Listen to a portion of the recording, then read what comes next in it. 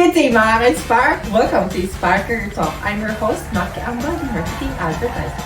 So our guest for today, or our visitor for today, is Chief of Technology Officer and one of the IT team, si Mr. Brian and Mr. Dan Adrian. Let us welcome Mr. Brian and Mr. Dan Adrian. Hello, ka-Inspire! What's up, mga ka-Inspire? Hi, sir. Sir, kamusta naman kayo here sa ating company here sa Inspire? Ayos lang naman. Okay lang. Okay lang naman po. So, syempre kayo nabibilong sir sa IT department. So, ano yung mga kadalasan na ginagawa ng mga IT? Kasi yung ginagawa ng kadalasan ng mga IT is one of the responsibility is to improve and maintain the website and mobile application na meron sa Inspire and paano i-manage yung mga data na meron kami. And sa tingin mo ikaw? For support din sa ating mga devices dito or sa network. Yes, kumbaga technical support. So, ang pagkalam ko sir, di ba, sa department nyo may iba-ibang ginagawa yung parang grupo-grupo. Yes, kumbaga sa loob kasi ng department, there are assigned tasks. What I mean assigned tasks, ito yung assigned na project. So for example, kung real estate sila lang. Sila lang yung monitor. Kapag Inspire Next Global na website, sila lang. Kaya halimbawa, Inspire Wallet na mobile application, sila lang. Kumbaga, it depends on what project na naka-assign sa kanila. Isa yun sir, anong yung ginagawa? Ano yung ginagawa mo sa team mo? Especially sa coding. And currently ako din yung nag-upgrade ng Inspire Next Global na website. And then, together with Sir Brian, yung Inspire Alliance din sir. And other projects. So yung sa inyo po nakatoka yung Inspire Wallet sir. Sa akin. So, paano po yun gawin or paano po yun gamitin? Pwede po mong sabihin natin. Ayos lang kung technical. Pwede naman yun. Kasi yung mobile application na yon, ginagawa siya via ang tawag React Native na framework. Yung React Native na framework, ang programming language na gamit dun is the JavaScript.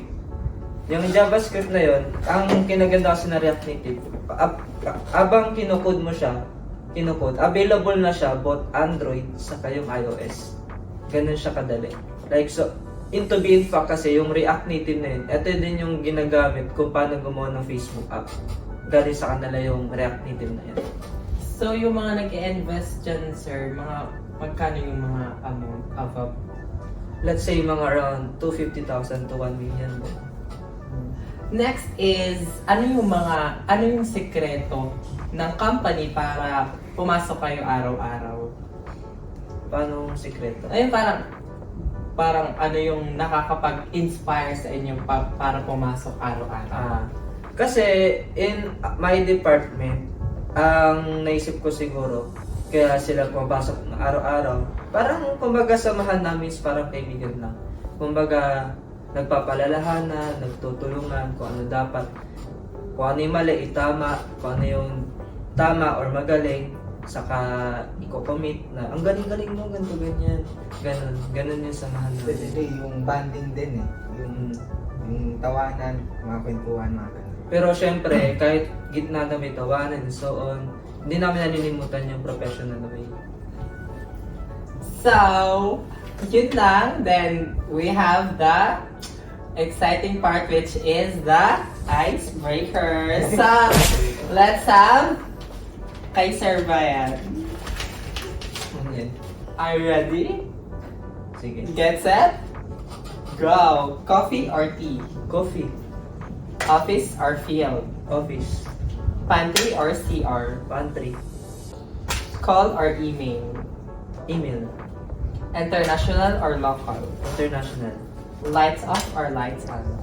Lights off. Hot or cold? Hot. Tall or short? Short. Nakaupo or nakatayo? Nakaupo. That's all! So, kay Sir Dan naman tayo. So, magbubunot ako. So, light mode or dark mode? Dark mode. Keyboard shortcuts or mouse all the way? Keyboard shortcut. Hands or mouth? Heads or mouth? Hands or mouth? Hands. Linux or Windows? Linux. Android or iOS? Android. Teasing or flirting? Flirt. Front end or back end? Both. Deploy on Friday or push code on Monday?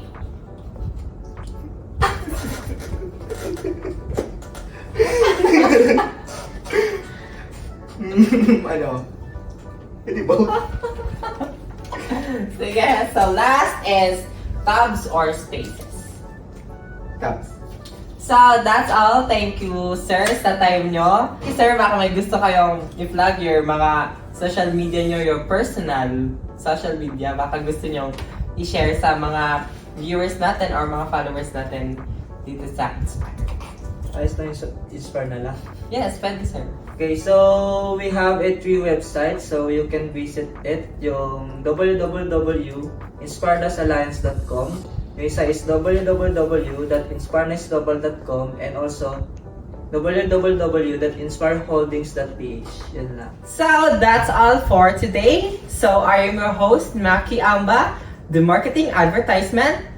We have this, please subscribe our social media platform, the Facebook, Instagram, and TikTok, the Inspire Next Global Inc. and the Inspire Holdings Incorporated. Thank you and God bless. So, that's all for today.